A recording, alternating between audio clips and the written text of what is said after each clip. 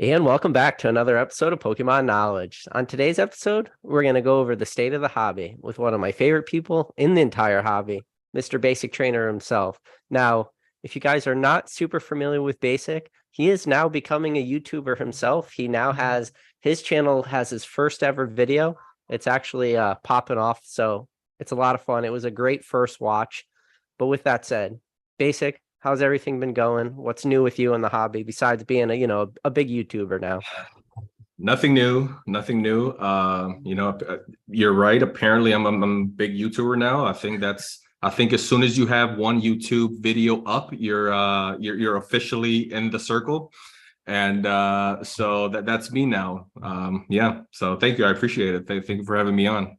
Yeah, man, no problem. So you want to hear something funny? Actually, today. So I know you also mentioned that you kind of sent some of your Charizard UPCs and I don't know, did you express them or did you send them at the regular tier? What level did you send them at? I keep saying express, but it's regular. The 100 The 100, yeah. regular. Yeah. So I sent 14 of them at the regular tier, and I got an email from PSA that said, your submission's like ready for review, stage 4. And I was like, oh, okay, like that must, because I sent 3 submissions in the same box. It was the $100 tier, the 50 and the 50 and the 15 tier.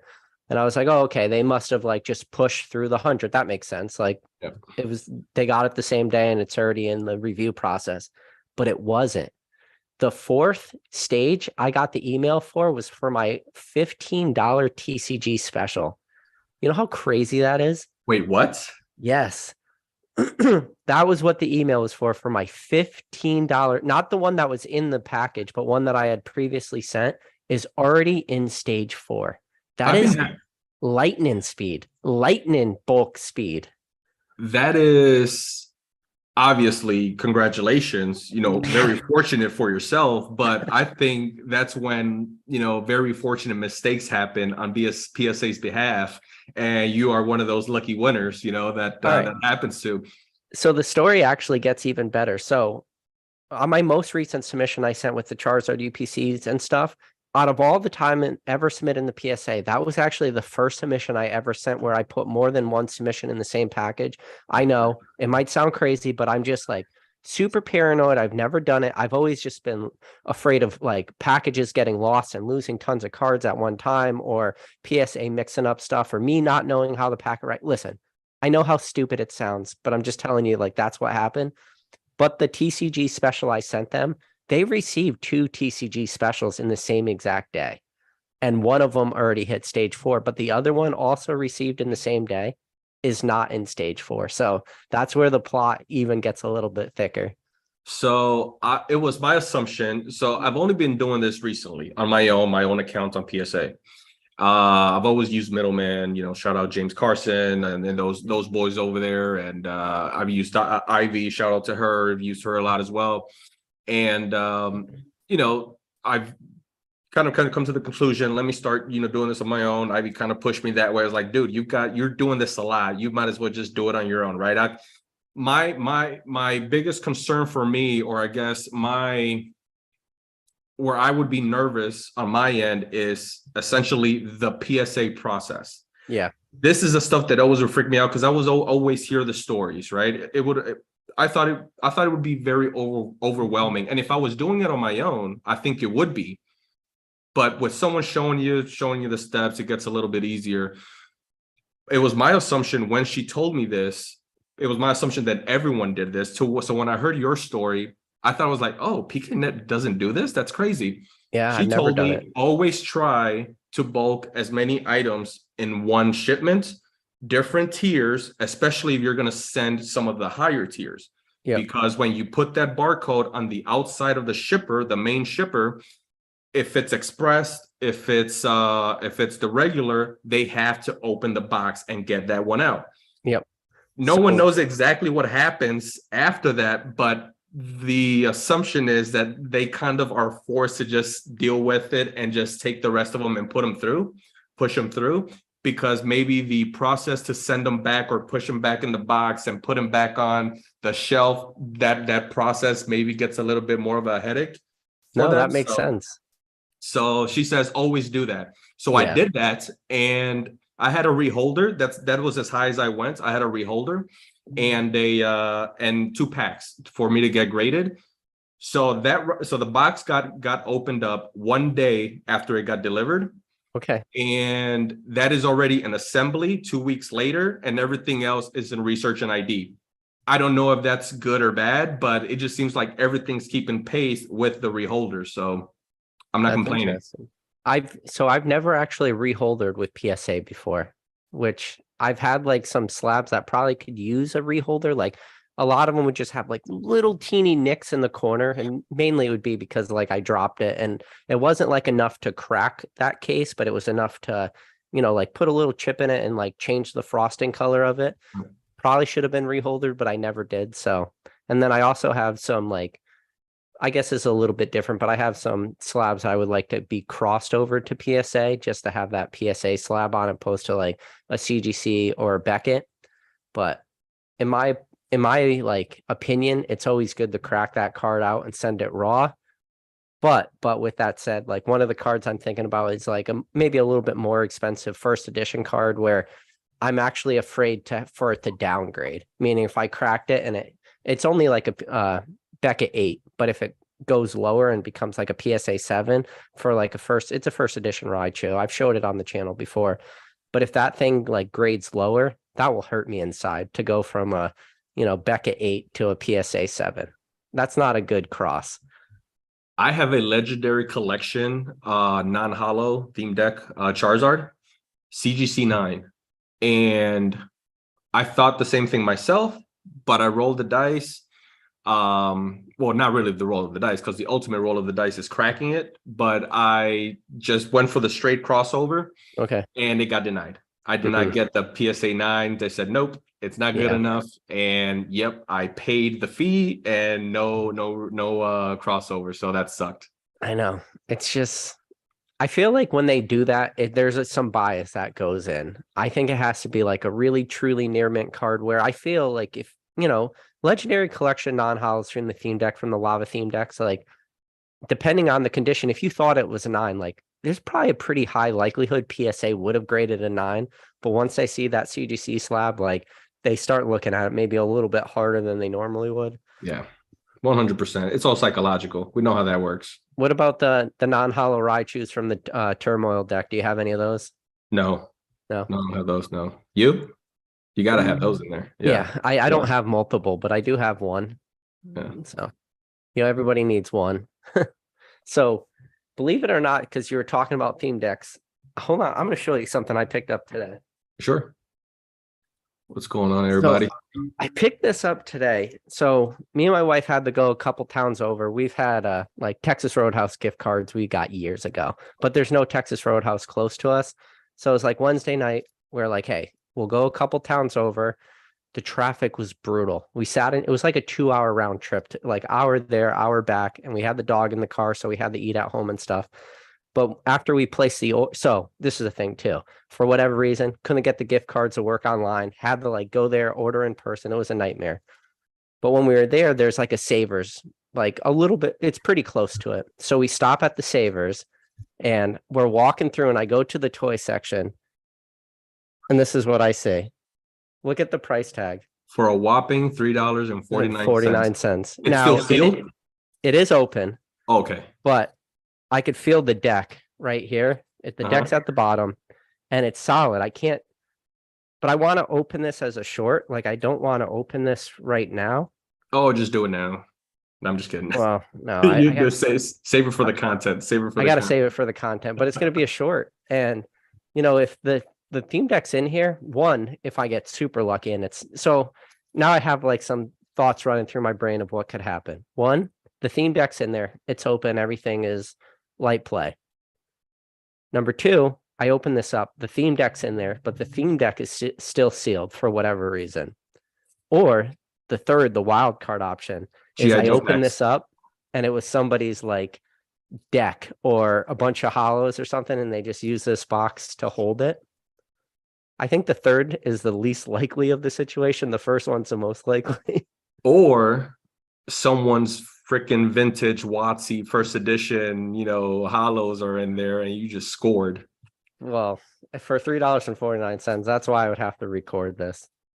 But no, I saw it and I could not believe it, basic. I walked through, I saw this hanging on the wall. I had to do a double take. I was like, first of all, you got to keep in mind, we went there at dinner time. We're walking through at like 6:20 at night. And in my head, I'm like, okay, if there were any Pokemon cards, they put them out in the morning and somebody came and cleaned out the shelves. To walk by and see a base set 2, Psych Out theme deck, I couldn't believe it. I don't know what they go for, but I'm willing to bet the box alone, if you were to put it on auction at 99 cents, it Would ends sell up for more. It ends $3. up more than $3.49. Yeah. But and I could hear it, the damage counters are in here. I don't know. I just thought it was I've never had I don't get that lucky usually. Yeah. So the excitement alone is more worth than $3.49. So you're good. You're good. And my wife was like, "Is this good?" And I'm like, "I don't really know." I'm like, I think this is good because I mean, obviously, I said the same thing to her. I was like, I think the box is worth more than the $3.49. And she's like, well, you seem happy. I'm like, yeah, because I honestly was just not expecting it. So what's going on, Rattle? Yeah, I see Rattle in the chat. Always good to see Rattle. Yeah, so basic. The title of this live today is The State of the Pokemon Hobby. What have been your feelings now? Because I know you're pretty in tune with a lot of the different Pokemon content that's coming out, a lot of the different channels. I know you're pretty active on Instagram and a couple of the other Discords and stuff. Now that some of I wouldn't call it the hype. I shouldn't say hype, but some of the excitement's dying down a little bit, especially after the Charizard UPCs have dropped. How have your feelings been about the hobby as a whole? And I know we do have a big Japanese set coming out, and trust me, the comments always very quick to tell me how I don't talk about Japanese. It's a little hard to talk about the state of the hobby towards the end of the year, holiday season, because it's always typically every single year, it's a good time. It's a good season. Pokemon's coming out with stuff, right? There's going to be nice subsets to play with. So this is probably, it's hard to really give an unbiased take, right? Because everything's exciting, right? You got the holidays, everyone's feeling good. But overall, I think I've got to say, things are good. Things are good. There's as long as there's excitement for me, right? And I'm excited on multiple levels. I'm excited again, holidays, subsets, Pokemon, Charizard UPCs. That's exciting. It got me to freaking open up an account and start doing it on my own. That's exciting, right? Many people doing it for their first times as well. That's exciting.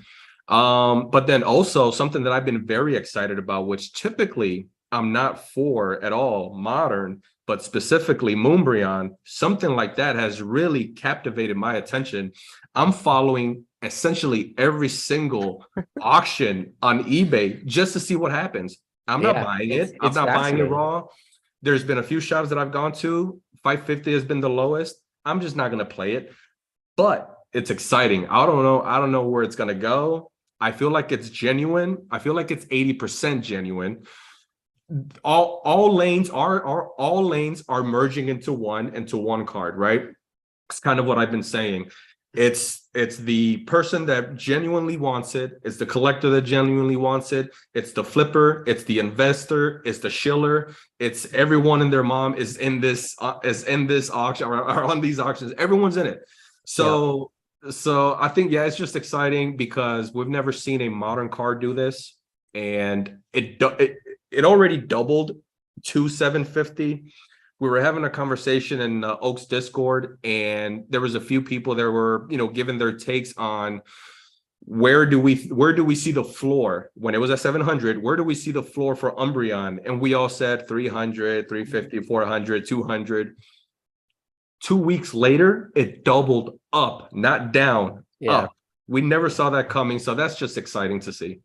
Yeah. So hold on real quick, just so for everybody can mark it. We made it 14 minutes into this conversation before Moonbreon was brought up, just so everyone knows. That's my fault, guys. That's my fault. No, but I've talked about this kind of on other lives. Sometimes when you're living in the now or you're living in the moment and something like in a way, kind of historic is happening. You don't really realize it till after the fact, and in the future you look back on something and you go, wow, that was actually pretty crazy.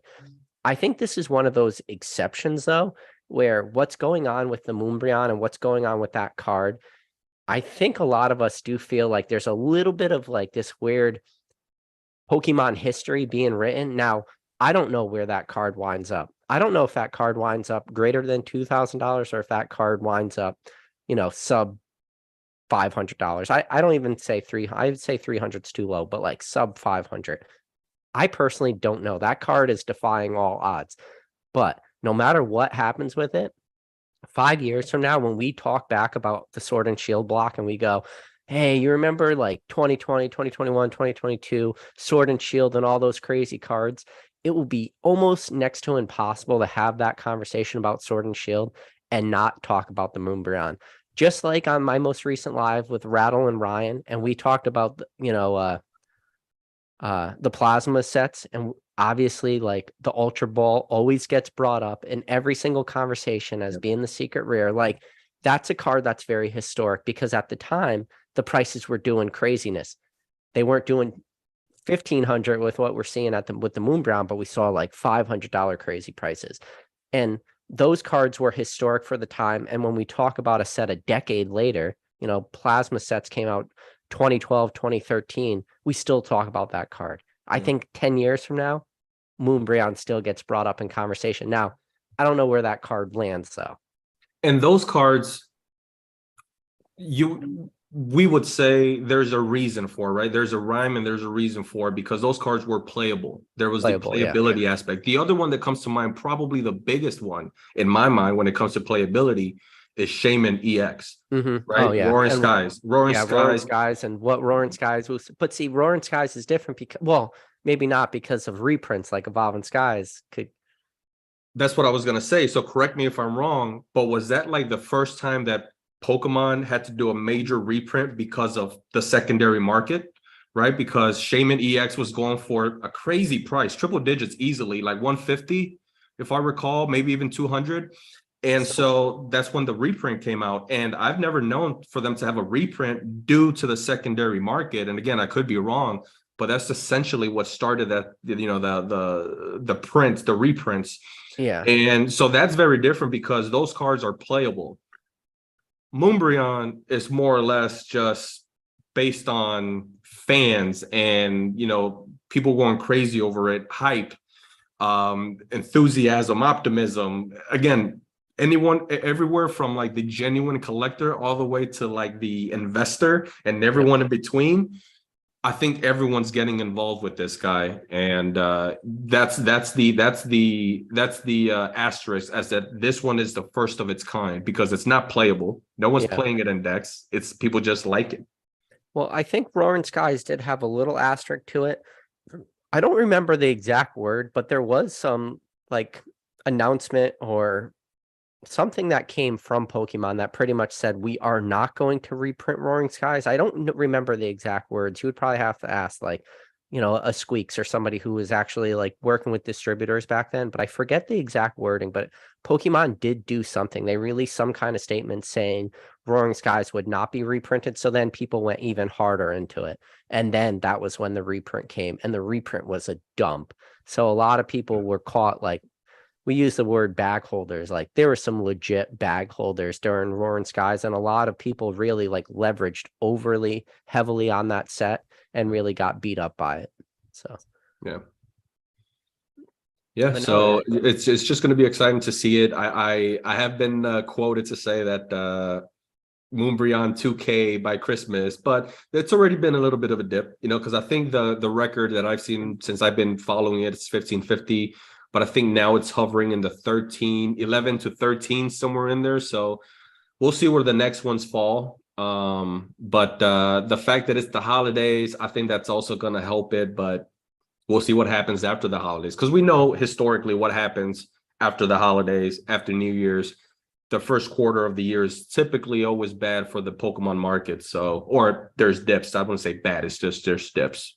Yeah, no, definitely. But you're right. And it's really going to depend on demand during the holiday season. But I'm always curious, not just on the demand, but what products are people buying? Because in December, this is a nice time for a lot of people to maybe clear out some of their junk or their slower moving products, because now you're going to have like the parents who are just buying for the kids and stuff like that. But just today I picked up a nut, and I have to stop doing this. I think I almost had a problem at this point, but Pokemon TCG drops on Twitter this morning on my way to work, posted that Target was selling Charizard UPCs again. So obviously, you know me, as I'm driving to work, don't do this at home, kids. But I'm quickly like, oh, Target website, click buy. My credit card's already saved. I typed the last three codes or digits of the, CVV code or whatever.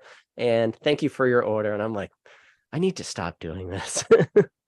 This is where the secret credit card, comes into play, that the wife doesn't know about. Oh, yeah. Because otherwise, Yeah, it gets you were gets a little being spicy. Oh, don't worry till, all these PSA $1,400 for 14 card grading fees start hitting and stuff. And then 20 at 50, that's another 1,000. And then my 15 specials are gonna hit somehow. It's gonna be it's gonna be a fun little bumpy ride. See how this all plays out. Official release date was Friday, right? It was Friday, last week Friday. Yeah.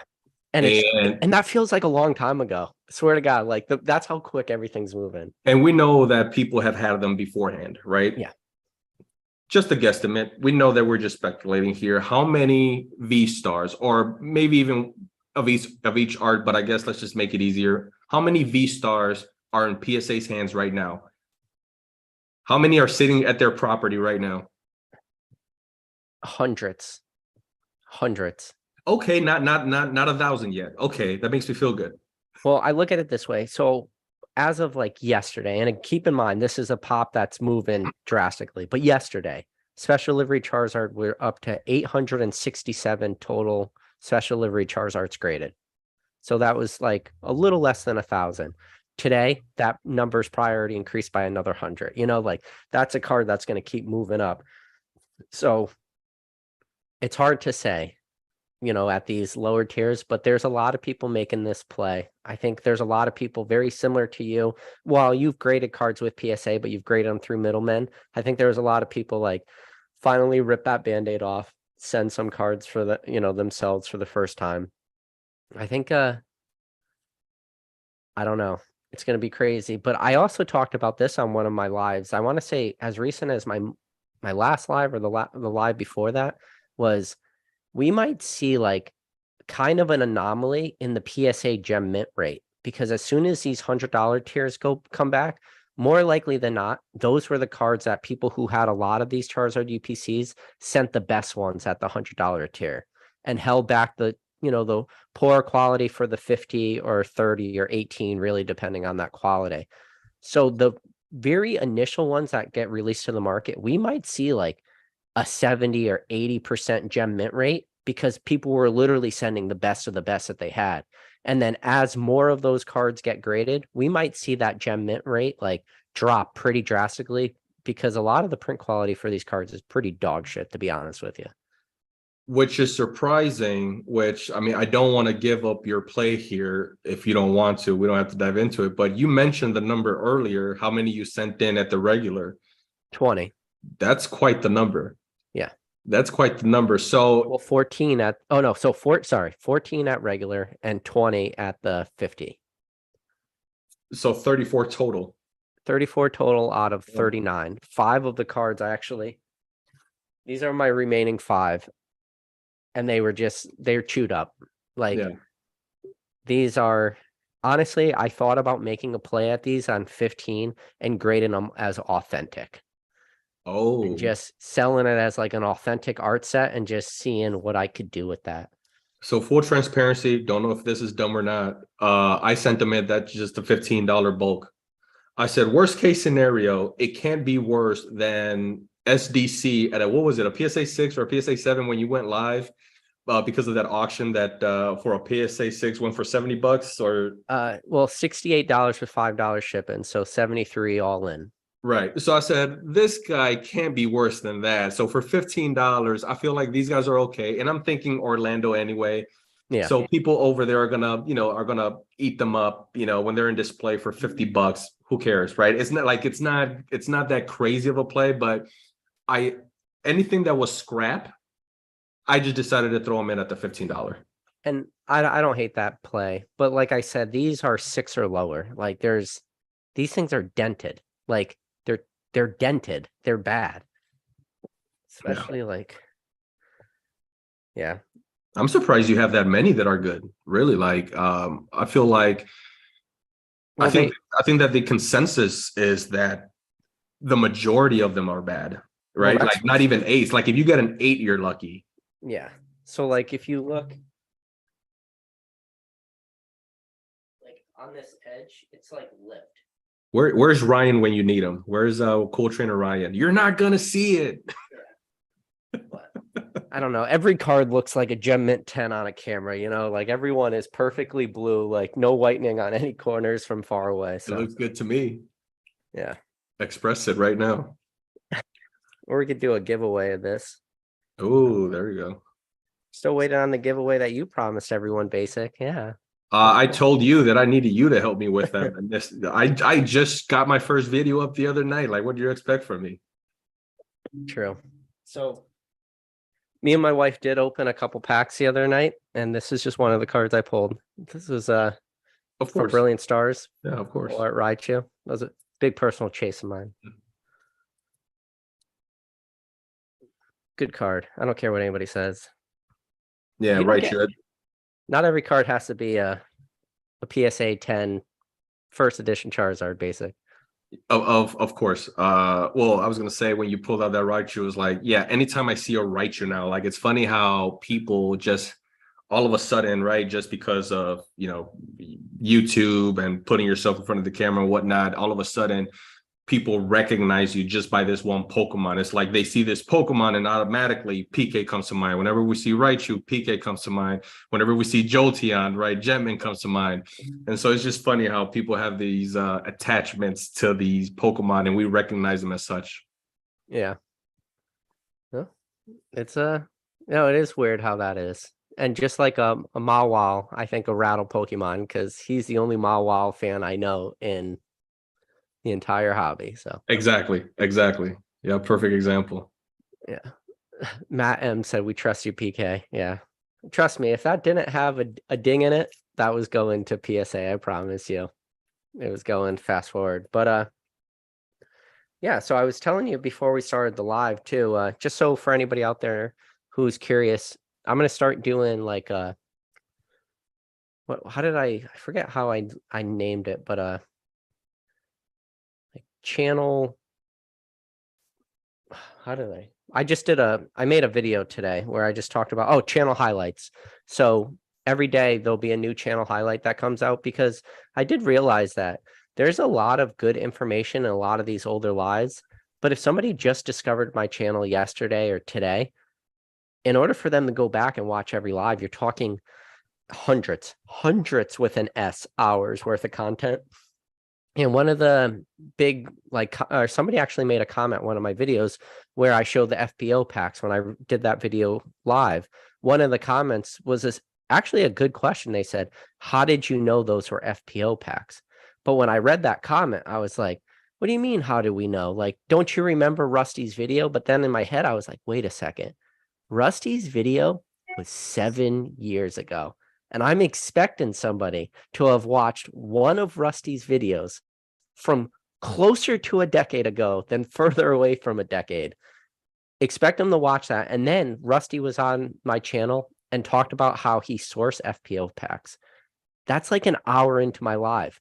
I'm really taking a lot of liberties on what I'm expecting people to know. So by doing these little clips, I think it's going to make it really digestible for a lot of people. I think pretty much what I've seen across the board, right? Blanket statement, but obviously this doesn't apply for every single person.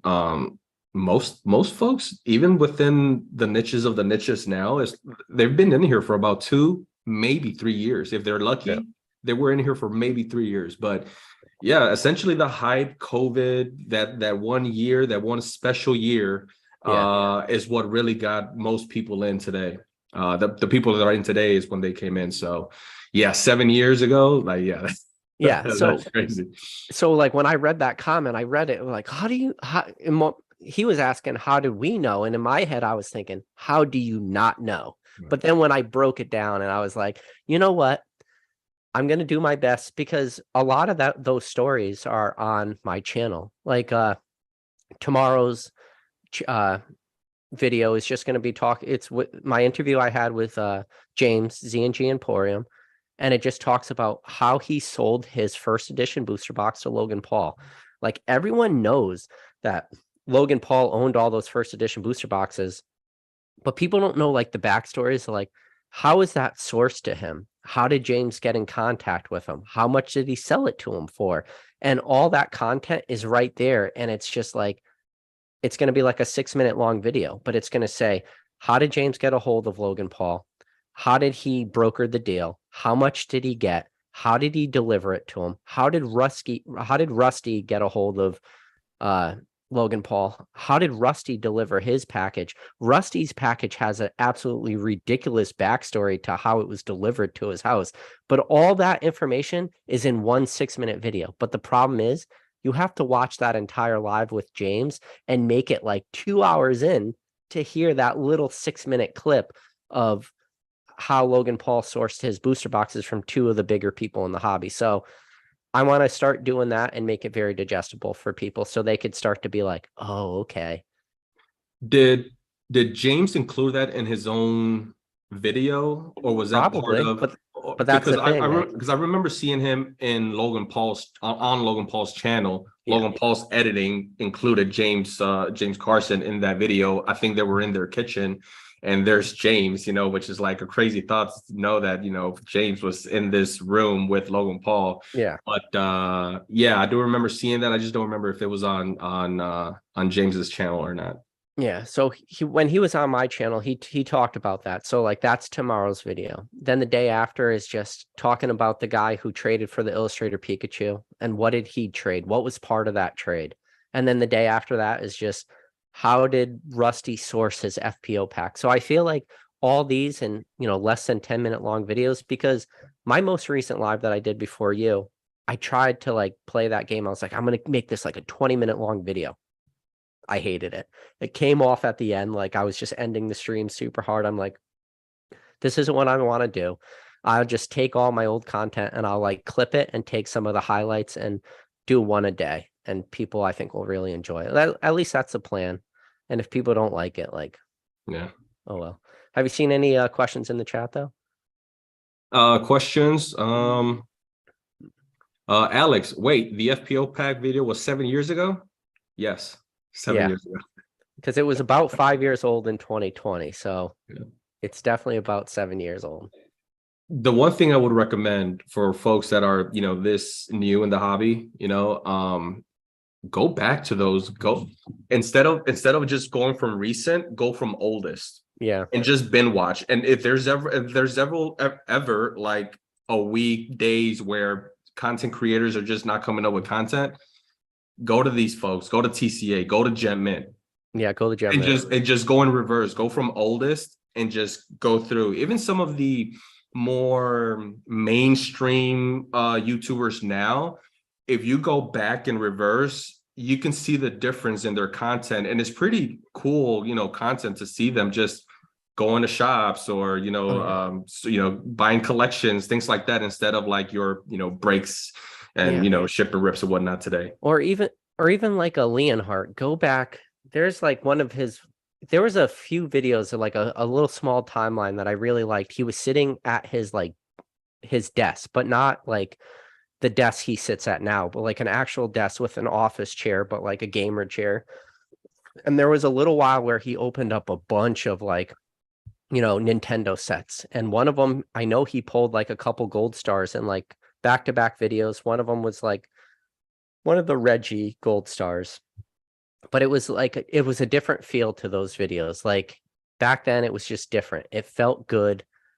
So yeah, there's a couple of videos that if you want to go back, but that's a problem. It's like explain to somebody, it's like, hey, go back and watch this one video on a Leonhardt channel. And they're like, dude, this guy has like 500 videos. You're talking about like 1 2 minute clip from one video that was made years ago. And it's like, oh, okay, Right. like I get it. It could get tough that way. And even my channel, like I said, I know the information's there. It's just a matter of pulling it out, you know? If anyone here is new to PK within what would you say? When do you convert over? How long ago? I couldn't even tell you. It was But if so I was at like when I started going live, I was at like 1,500 subscribers when I made my first live. All that was meme videos before that. So there's like a hardcore group of people that have been watching me from the beginning. And that's the crazy thing. Like there's some people in this chat right now who know me really well, like really, really well. you know, So I honestly don't pay attention to when I subscribe to folks. Like I wouldn't be able to tell you if I was number 100 or 1,500 or 4,000. But yeah, back, what I was saying, what I was trying to say is that whenever you started your lives, and that's all what people know. If there's anyone here in the chat that they only know PK as live PK, go back in reverse, go from oldest to newest. And if you just listen to this guy rant after rant after rant with the memes, it gives you a whole different perspective, not only on the person, but also on the timeline of Pokemon and their history during this crazy times, that was 2020, 2021. So definitely good watches there. Yeah, no, I appreciate that. So Cato Green said, thoughts on V-Star Universe. I knew this was going to come up because like I purposely kind of left it out of my last video. And listen, V-Star Universe is probably going to stonk pretty crazy, especially being so many good chase cards. And then they have all the Charizards too from the UPCs are going to be in there too. And a lot of good character cards and stuff like that. But listen, stay away from Japanese. That's my public wording. I stay away from all things Japanese. Like what I do on my private is very different, but publicly, nothing Japanese for me. What do you think though, Basic? We were having this conversation actually during my live. Now that I think about it, I was like, what live was it? It was my live the other night when I decided to go on. So and I'm going to cut you off real quick. If anybody wants to subscribe to Basic Trainer, if you go in the description of this video, it's the first link. Real quick, press pause on this video, go down, click on that link, give Basic Trainer a subscribe. So when you talk about being one of an early subscribers to a person's channel, you could say you're one of Basic's very, very early ones. So do that. He's already got a good live. Okay, I believe PK, I didn't know. You told me that I was at what, 61? 59. 59? Someone today, tonight, tomorrow could be number 69. I'm just saying. I'm just saying. You can hold that number forever. Yeah. But yeah, so I go live. It was an impromptu, really. It was like out of left field. Oak had me on his live. We had a nice chat, me, him, and DNA. After the live, we have a post chat, and it was about a 10-minute post chat. Oak had to go to bed, right? Had to go to wake up early in the morning. And they were just chatting about YouTubing, and all that good stuff. And through this like speech and, kind of trying to boost each other up, I just kind of sat there and I was like, you know what? Screw it. I said it jokingly, half jokingly, like I got 2 UPCs. I'm going to go live. You guys are making me go live right now. It was Oak's reaction and Oak's reaction only that made me say, crap, I have to go live now. He said, stop it, Basic. Stop it. Now I'm going to have to stay up another hour or two. Now I'm going to have to go live. I was like, oh, crap. Like, you would go live with me? Let's do it. Screw it. DNA said the same thing. Long story short, we go live. And one of the topics, we were talking about Japanese versus English. And without going into the conspiracy aspect of it, Mason was there as well. Shout out, Mason. I know that Mason would say that English is the proxies of the English is the proxies of Japanese cards. Yep. But I'm still going to be a fan of the English when it comes to modern. I prefer the English versus the Japanese. obviously I collect a lot of Japanese, but it's typically older vintage promos, right? That I collect. Japanese know how to do their promos. For whatever reason, we don't get those same. We get robbed all We the don't get time. those same. We don't get the same treatment. We're like the adopted child that kind of. Yeah. So I don't want to go too deep into that side, but anyway, if you guys saw You the could live, you guys just would put know. it this way. Any promo that's Japanese that has a Pikachu on it, we probably didn't get it in English, and we were robbed. And there's a dozen, well way more than a Way dozen. more. There's Yeah. hundreds of Pikachu promos that Japan got that we didn't. Yeah. Some that hurt a little bit more than others, but Fresh chat. Basic has videos. Real question. Well, I have one. I have one live. I don't think I will ever do the editing and pre-recorded. I don't think that will ever happen. But you say that yeah, nicely. yeah. Well, I barely have the patience to. The next day, I think it was a few folks that reached out. Ancient Mew was one of them. Hey, let's go live. I was like, oh, like I just went live yesterday. Like I don't want to go live for like another month. But yeah, English, Japanese, I don't know. The real question is, PK, you mentioned it, and I don't know if this is what you were alluding to. Are those Japanese Zards from the UPC? How will that affect the English versions? It won't. It won't? It won't. It's if they're super hard to pull, like the Japanese market's just doing their own little thing, Like I'm not super worried about it. I honestly, at this point in the game, seeing conditions on other people's Charizard UPCs, we might just run into like a condition rarity thing. But this is the thing too. Condition rarity could be, I think, special livery Charizards right now, and don't quote me on this number, but it's like between 25 and 30% chance or gem mint rates. That's what we're running at. So if you have 10 cards, 7 of those are going to be 9 or lower, and 3 of them are going to be 10s. So that's not like terrible, but there's a chance we run into like a 60-40 or a 80-20, so you could run into like that. So you could have like for every, if you have a 80 or 20% gem mint rate where it's every 2 out of 10 is going to get 10s, you can start to just see like condition rarity prices for a card like that creep up a lot. And then if you have that Charizard UPC, the price disparity between a 9 and 10 in this hobby, that price disparity is already pretty large, but you could actually start to see that disparity grow even larger on a card like that. So I think that's it why was I'm as early hoping. as. Sorry, go ahead, PK. Sorry, but this is going to be short-term gains too, man. Yeah. What these prices are going to be at release will not be sustainable. This is not a Moonbreon type situation, ladies and gentlemen. This is not. This is not a, oh, it's selling at 400, 600, whatever, and it's going to go up to, it's going to be the opposite situation. Supply will eventually meet the demand, but just right at the beginning, it'll be very interesting what these very early 10s sell for.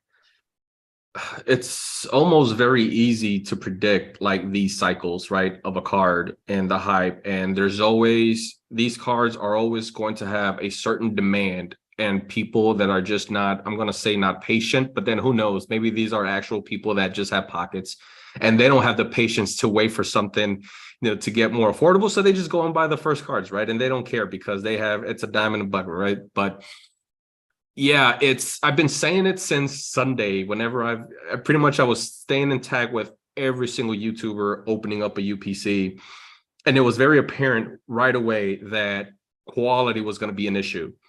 And so to me, it's not going to be, since Sunday I was saying this, it's not going to be the race first to market. It's going to be the race, who can get a 10? Who's going to be the first one to get a 10? Are there going to be a few out there for sure? Yes. But how many? Because we're thinking modern, there's going to be a shit ton of 10s. We just want to be the first ones to get those 10s. But after seeing all the quality across the board, I'm thinking it's that 80-20, 20% maybe 10s. Yeah. It's going to be who's going to be able to get these 10s? Who's going to be able to get these 10s and then throw them out there in the market? It's not going to be 80% 10s. It's going to be 20% 10s. If that. Yeah. We'll see. It'll be an interesting this will be another point in the hobby. Like I said, we're running into a lot of historical moments in the hobby right now and things that will be talked about years from now.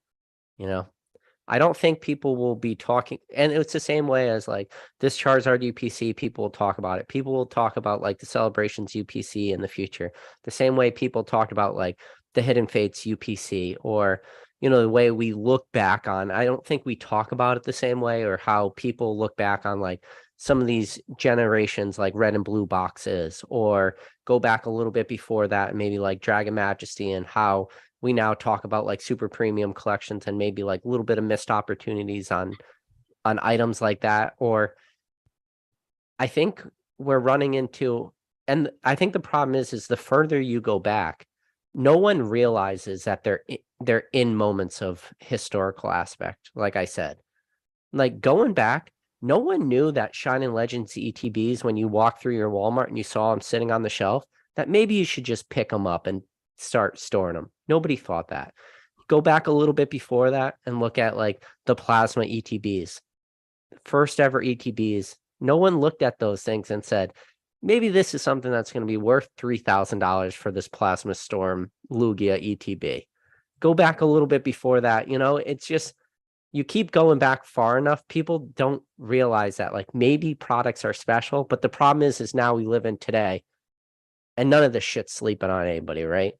Right. Okay. I was gonna say, what are you saying, PK? Are you But saying that these listen, no, I'm not UPCs saying they're are going to be. okay? All right.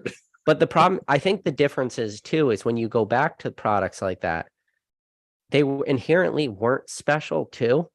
So maybe that also helped the reason why, like, because nobody was buying them because they weren't special. That's why now today, products like, when you look at like a Plasma Storm ETB is worth more than the booster box. Does that make sense? Like, because when everybody thinks something is special, that makes nothing special. But when no one thinks something is special, then that thing actually becomes special in the future. It's this weird thing we have to play with it in this hobby. Hashtag evolutions. Yeah. There's a perfect example. That surprised me.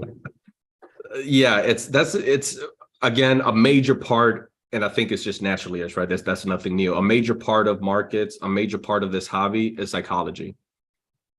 I will never bet against psychology, and if you just know how to decipher those trends, it's very easy to see what's going on. Which double-edged sword, when these UPC Zards, first came out or were announced, right away I'm thinking Charizard, like how is that not the play? How is the play not to just buy these, pre-order, what have you, send them off to grade, be the first to market, right?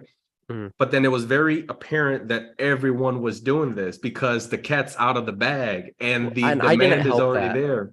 I didn't help that. So I know for a fact that there's a few people that watch my videos who reached out to me like privately on Instagram who sent their first ever PSA submissions because they couldn't figure out how to submit those cards because when you type it into the search bar, they weren't coming up. So there's a lot of people who were kind of struggling with that at first. So, and I know some of those people submitted just because of one of my videos where like I talked right into the camera and I was like, okay, I'm talking just to you. If you've never submitted the PSAs, like do it now. And people actually listened, which I think that's a good thing. Yeah. But we'll see how that plays out for people too. Yeah, you mentioned the other sets, right? The other UPCs, and you're right; those are very different, and it's hard to know when you're in history because that's just not how we work, right? We don't recognize history as it's happening, right? We can only see history backwards, not forward. Yeah. And so whenever those sets came out, I remember buying every single one of those UPCs, cracking them open, and thinking of nothing. Mm-hmm. From here on out, including this one, it's like, what's the play? Yeah. You never used to think before, what's the play? Yeah. Now it's what's the play. And so it's one of those things. I think it's good for the hobby from an excitement standpoint, because as long as there's excitement, it doesn't matter what way it is, right? Mm-hmm. As long as there's excitement, it's good for the hobby. But also at the same time, that just genuine wanting to get it off the shelf and crack it open is a little bit gone, because now certain groups, certain niches, it's what's the play instead of let me just crack this open and crack it open. I think that's a big part of it too. And we run into this thing that everything is a sealed product play too now, where that maybe wasn't the thing when it came to every single thing that Pokemon printed was now sealed product play, sealed product play. Like that's a very new type of thought. There was always booster boxes and stuff that existed and blister packs and stuff like that, but now Pokemon is just everybody's keeping everything sealed. Everybody's now like Cool Trainer Ryan, which Ryan was doing that when no one else really was and just buying out like a lot of stuff. But there was a reason why nobody else was doing it too. So I myself got 2 late ones, very late ones I would consider yesterday. I got them during the pre-order phase, and I just got my last 2 yesterday. The thing is, I sent off my last sub on Monday. Okay. What do? Do I keep them sealed? Do I open them? Do I go YOLO and express these? These are the express instead of the regular? You missed that boat. Or do I just keep them sealed, let them sit there, and just enjoy the ride, whatever that may be for the next 5 years? Sealed. It's hard to say, man. Like I go back and I try to look at something what's one of the most recent products that we could look back on is just special delivery Charizard. Special delivery Charizard in a 9, like last I checked, is around $100.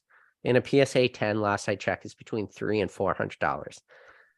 That is a free card. That is a crazy premium on a free card. Yeah. And how many of those cards, when the last special delivery Charizard, I just have a package over in my breezeway right now that it was just delivered from Pokemon Center, and there is a special delivery Charizard in that right now. It was 1 3-pack blister and 2 regular blister packs. I think it came out to be like $20.43. Trust me, people are still doing this. So there's still enough meat on that bone if you express it. Just saying. I don't even know. We could go open the box. I could tell you what it looks like. I mean, and I haven't actually been following the SDC, but PSA 10s $300-$400 still.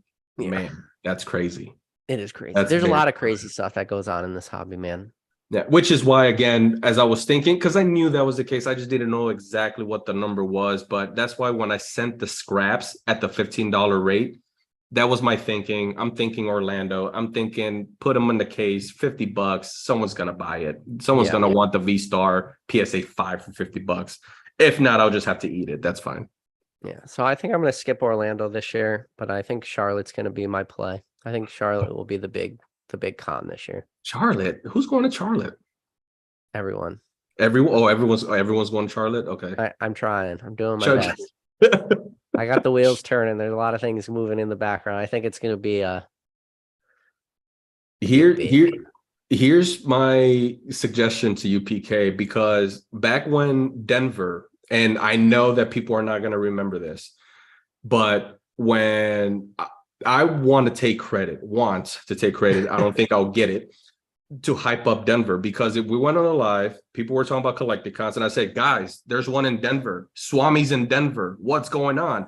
That's when Swami said, hey, hell yeah, like Denver? Oh, crap, I didn't know that. Yeah, everybody calm down. You're going to take credit for Swami's? Hold on. No, not the party. The party was all his.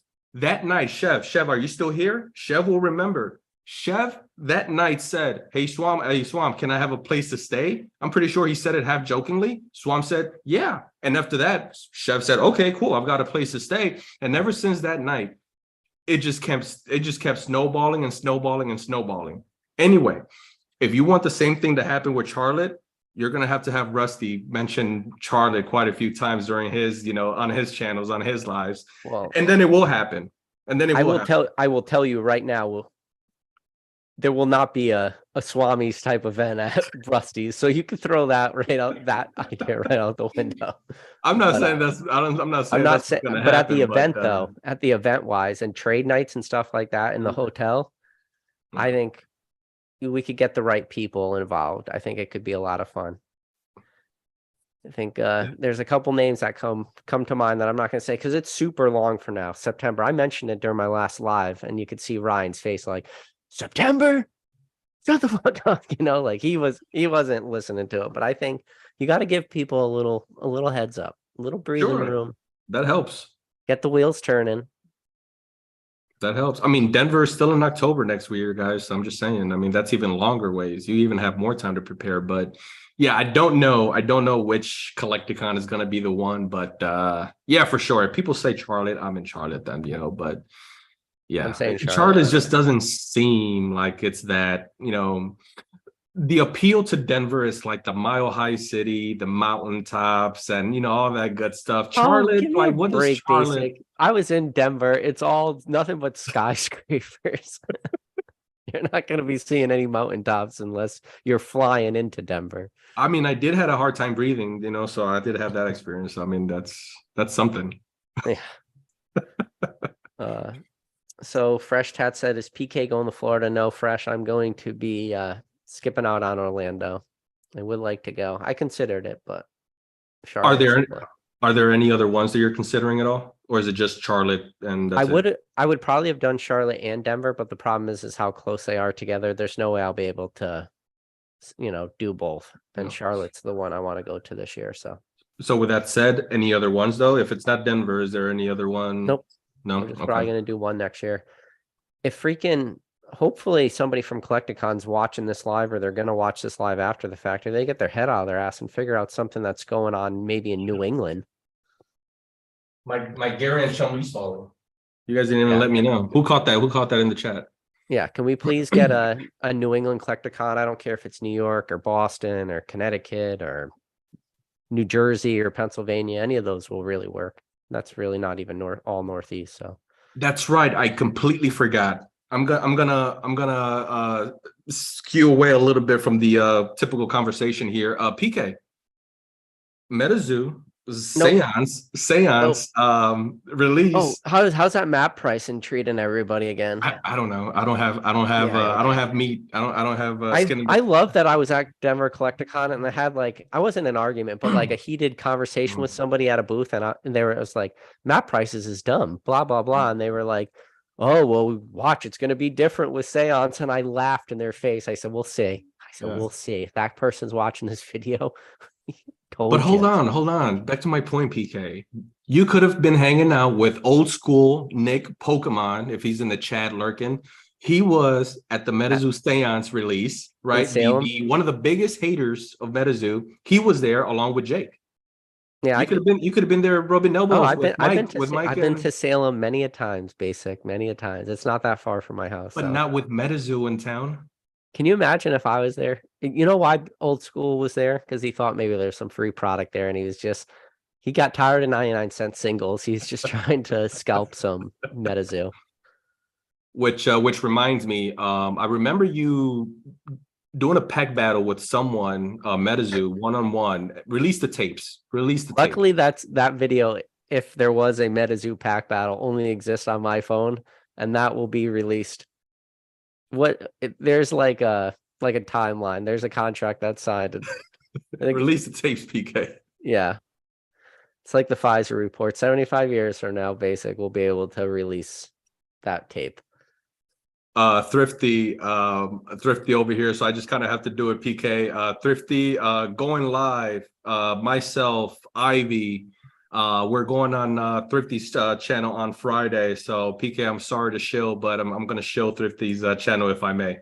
Oh, you doing a MetaZoo crap battle? I mean, sorry, pack battle. See, that was a Freudian slip. Thrifty, make sure to invite PK on. I'm going to send him a box so he can open it with us. Let's see. Yeah, I like that. She said, don't forget to plug it. No, so anyways, back to the topic of this video, which is the actual state of the Pokemon hobby and not the state of a card game that's going to be gone in 2 years hobby. Don't worry, Basic, you can really hold on. I feel like if I didn't know you, and if I didn't know Thrifty, I would know no one in this hobby that plays MetaZoo. Just so you know. You did witness the only game ever played, right? You did get destroyed. So see, I don't like that word. I don't think I got destroyed. Queen MetaZoo, she's in the chat. She destroyed, basically. I don't think I got destroyed. I think it was that New England, right? Boston Red Sox, Bill Buckner, ball under the legs. I think I was the first baseman. I was Bill Buckner. I let the ball go under my legs, and she won. I think that's what happened. That's what I recall, at least. And she, I think the better analogy would have been she was Aaron Boone and she hit the home run over the Green Monster. I think that would have been the better analogy. All right, we can go with that one too. Uh, but yeah, so back to the state of the Pokemon hobby. What are you thinking now? So I know, I guess, do you want to, I guess we'll talk a little bit more about, like the Japanese set because that's going to roll over into like, I forget the first part of it, Pokemon Zenith or something. Yeah.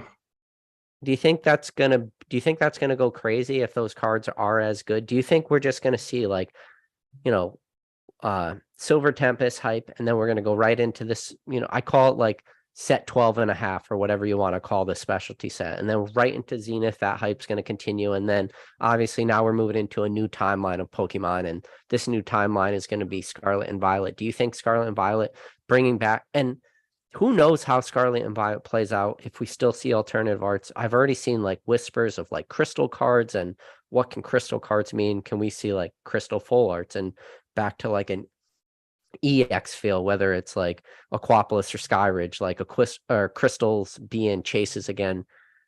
Do you think the hype's going to continue? Or do you think we'll see a slowdown? Yeah, I think something that I mentioned during my life, I feel like we're in a different era with modern, where modern is just going to remain hot. I think Pokemon definitely has a pulse of the markets, of the people, of the collectors, of their consumers, and they're just going to keep going until it can't go no more. And I honestly don't see a stop.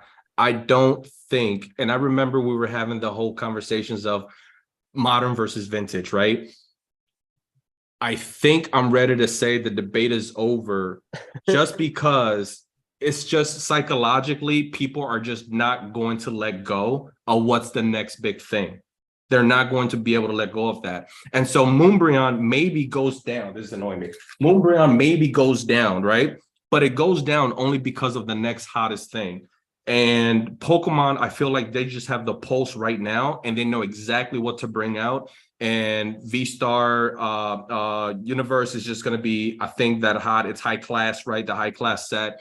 People go bonkers for that. So just like with the Hidden Fates high class, it's going to be the same thing. But yeah, I think when it comes to modern, I think we're in a new age with modern. And again, it's a good thing, right? Because 99% of the people in the hobby are those modern folks that they're not really into the vintage markets. They're not really into the what happened 20 years ago. They're into like what's going on now. Well, I will be curious how that like mindset plays out that, ooh, this is the newest, this is the shiniest thing, this is the thing I want. I'm curious how that plays out when the collector base that, built that up and made those new things shiny, when those shiny things don't become as new. And I could think of a couple sets like Darkness Ablaze, Vivid Voltage, Battle Styles, Chill and Rain, even like Fusion Strike.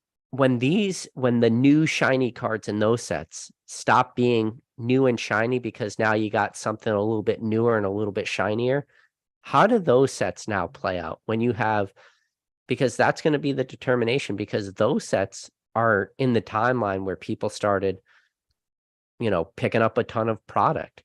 People started doing like all these things that they have never done, started to call it hoard product a little bit. And how are those sets going to play out? How's a Vivid Voltage going to play out? Will we ever see Vivid Voltage booster boxes hit 280 again? And if we do, how long is it going to take for that to happen? Or are people not going to want it because they already have their Vivid Voltage booster box? Does that make sense? Yeah. I mean, to hit your first points, what's going to happen down the road? How is Pokemon going to sustain this? What happens when the shiny is not shiny anymore? I think it's obvious to say this. Obviously, we don't know, but Pokemon's ahead, 10 steps ahead. I think they already have 10 different ideas already plotted. It's already the stone's already freaking plotted. It's already good to go. Yeah. And there's 10 steps ahead. Eventually, Pokemon cards are gonna look like Dragon Ball Z cards, you know, and maybe even common uncommon cards are gonna, your common and uncommon card might be your alt arts, you know, and then you're gonna have your ultra rare Dragon Ball Z looking freaking Pokemon card.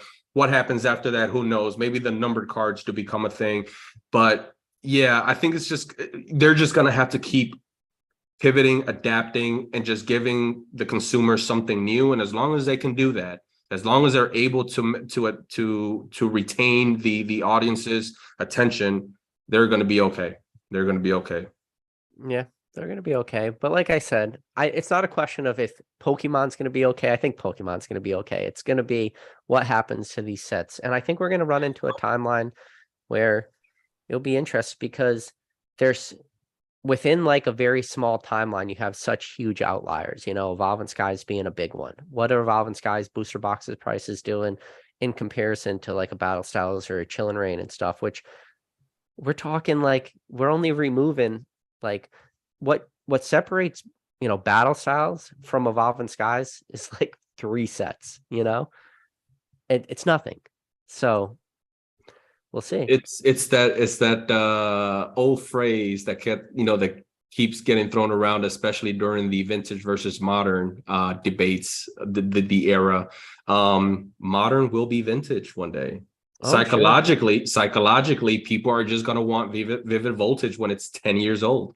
It's gonna feel like, wow, this is a 10-year-old box. That's going to be the mergent powers, you know? Let me buy it and keep it. Yeah. Let me buy it and keep it in my shelf. I want to spend over $1,000 on this Emergent Powers booster box because it's vintage. Yeah. You heard it Doesn't here matter first, what's guys. in it. You heard it here first, guys. Vivid voltage to the moon. Yeah. Battle Styles to the moon, Chillin' Rain to the moon, Fusion Strike to the moon, That's right.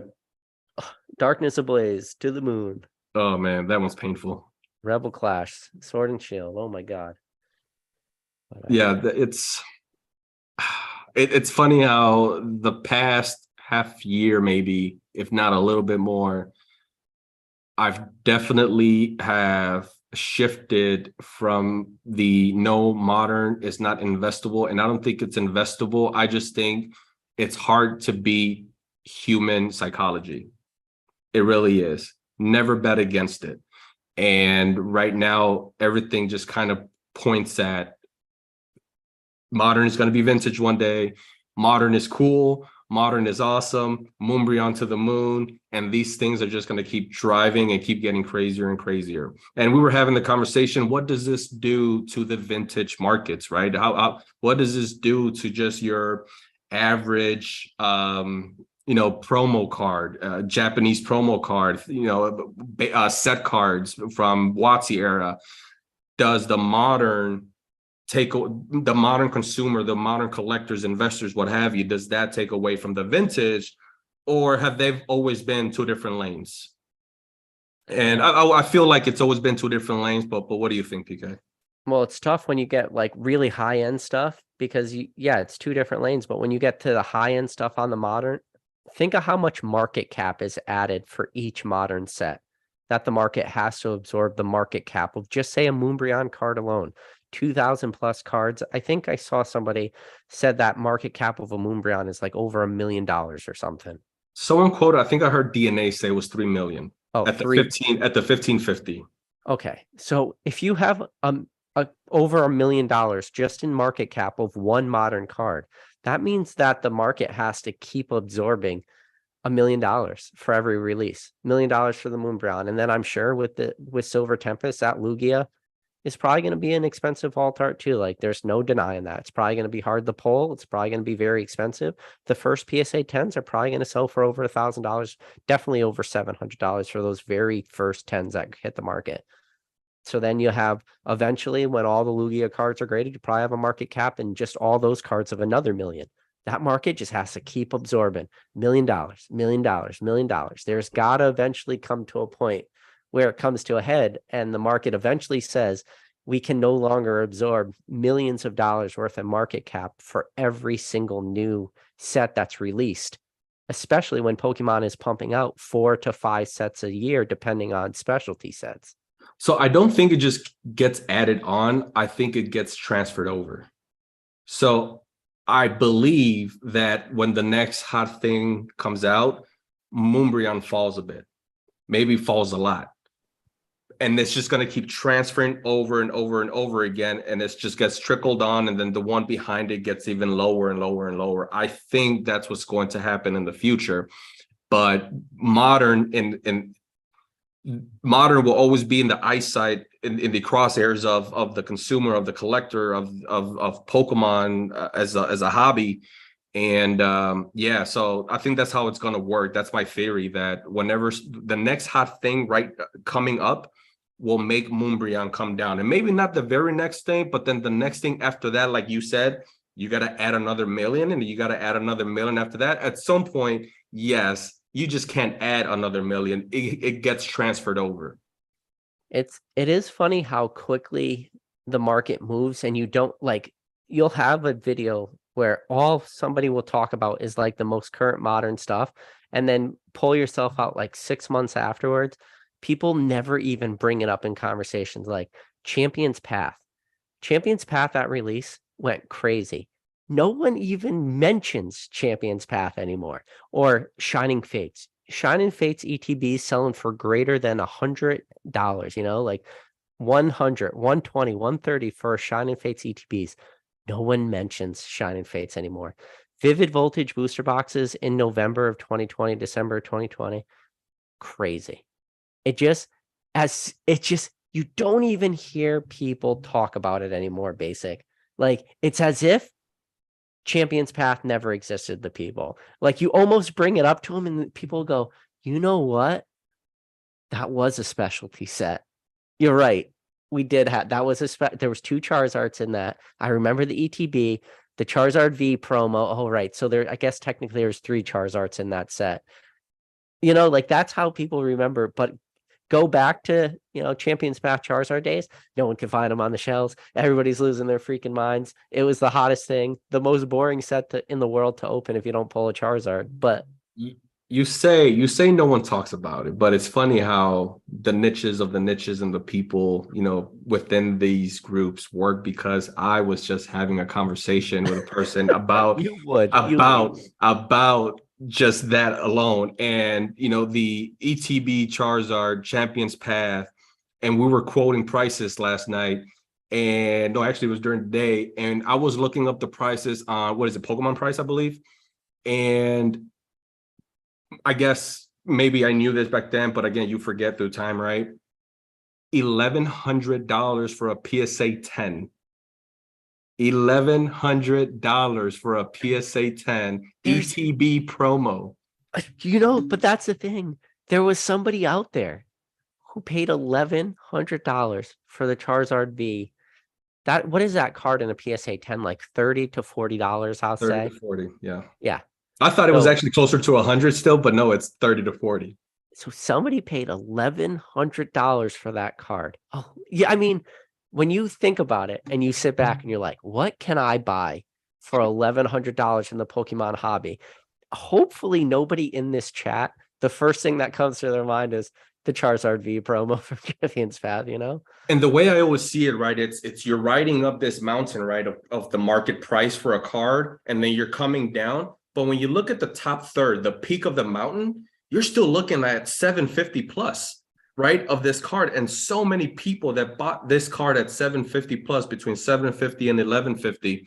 And that's bonkers to think. I mean, it makes me sick to my stomach, literally, to think that people dealt with that. And it was just crazy, which, you know, you go down in a rabbit hole whenever these conversations pop up, or at least I do. It made me look into the pop report of that card. 65,000 in 8s or better. 8s or better, not the entire pop. 8s or better, 65,000. And there's only 33,000 of unlimited Charizards total. I'm going to go on a limb and say, how many collectors in Pokemon for PSA slabs is there in total? Like, are there 68,000 collectors that collect PSA slabs? Like, that's how crazy that card is. It's really pushing the limits of what I think this hobby could. But then again, I bet if we went on eBay right now and we looked at most recent sales, I could almost guarantee it with 100% certainty that there was at least one sale of that card in a PSA 10 today, and it's sold.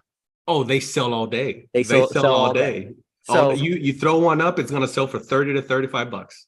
so the amount of that this hobby can still absorb on a day-to-day basis is still pretty impressive. So but this is the thing too, like when you want to argue why Pokemon's strong, that is a arguing point that's in your benefit.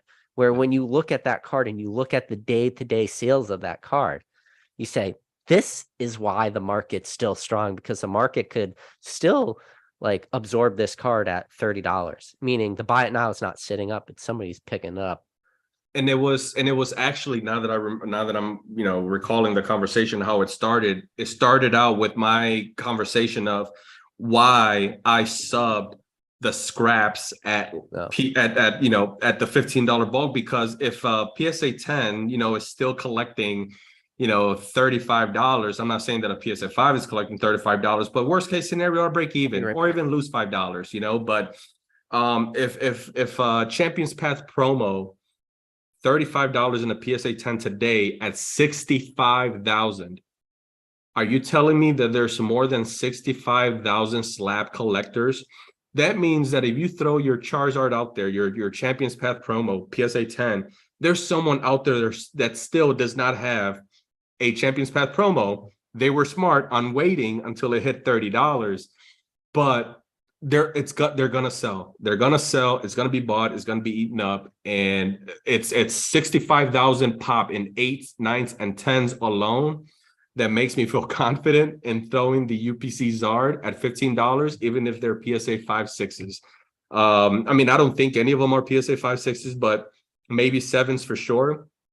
But it's those cards alone. It's SDC cards that make me feel confident that you really can't lose. You're really not going to lose your socks, right? When dealing with this stuff, because a year later, Champions Path is still $35. Yeah, A you're right. year later.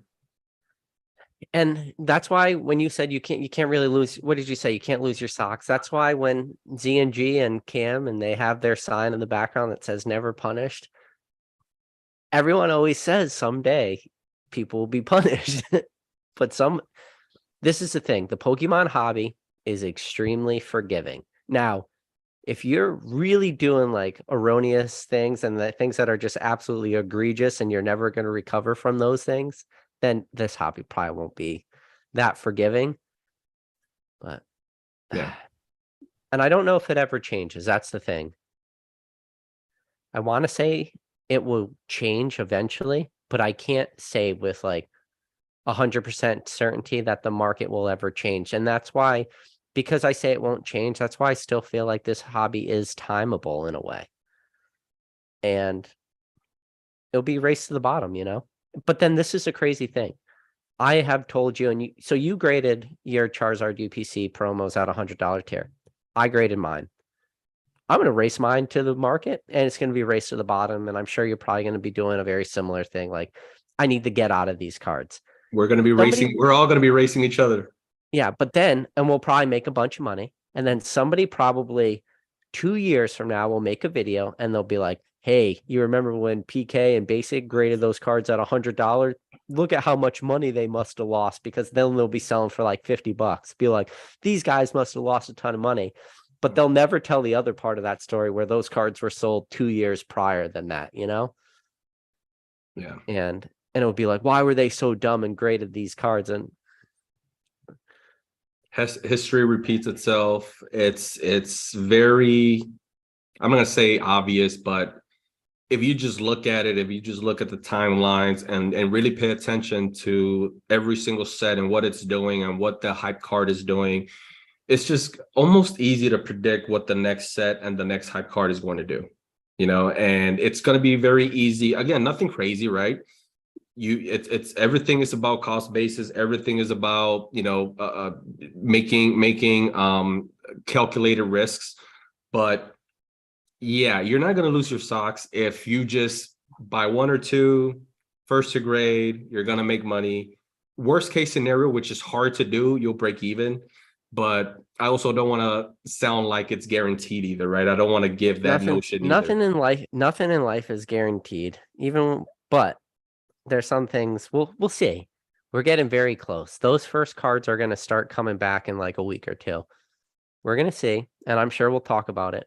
So That's true. everybody What do you who's think? tired of Charizard UPC talk, listen, in 2 weeks from now, we're going to be talking about PSA 10 prices and how stupid high they are. Or maybe we'll all be so wrong. Maybe they'll be selling for $60 a piece and we'll all lose money, but I doubt it.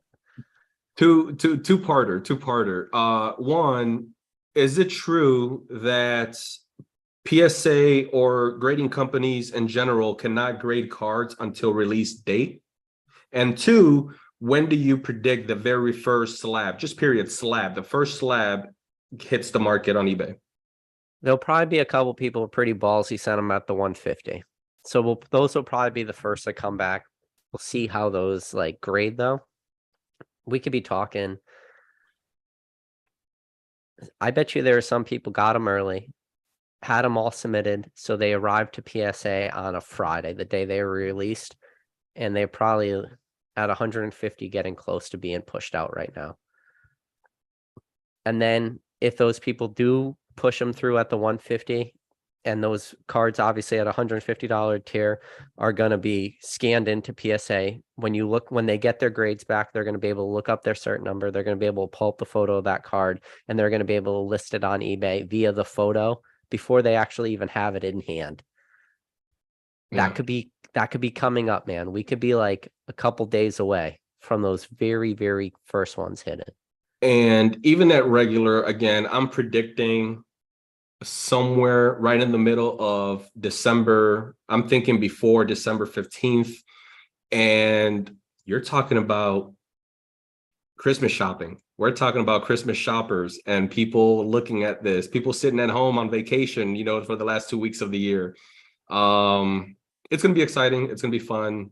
Again, that's why I was going to say you and a lot of folks in this, what I call circle, likes to throw these types of informative videos out, because at the same time, I'm a big fan of free markets. I'm a big fan of capitalism. You let the free market speak.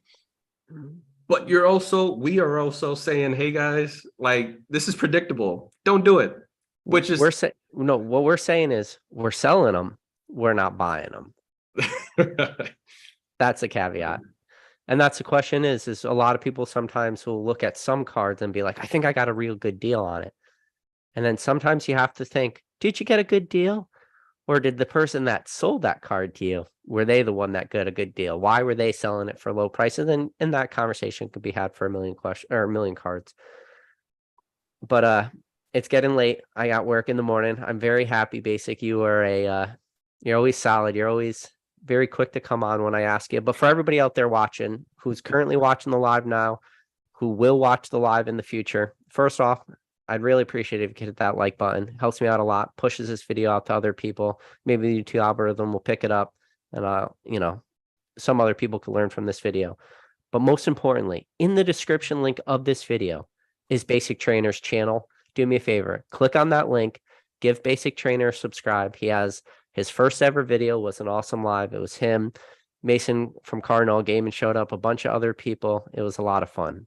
But yeah, Basic, I know we all appreciate you, and can't say enough good things about you. Even though you're a MetaZoo guy, we'll cut you a little bit of slack just tonight. I appreciate you, PK. I appreciate you guys in the chat. I love you guys. All right, guys. But for everybody else out there, we'll catch you on the next video.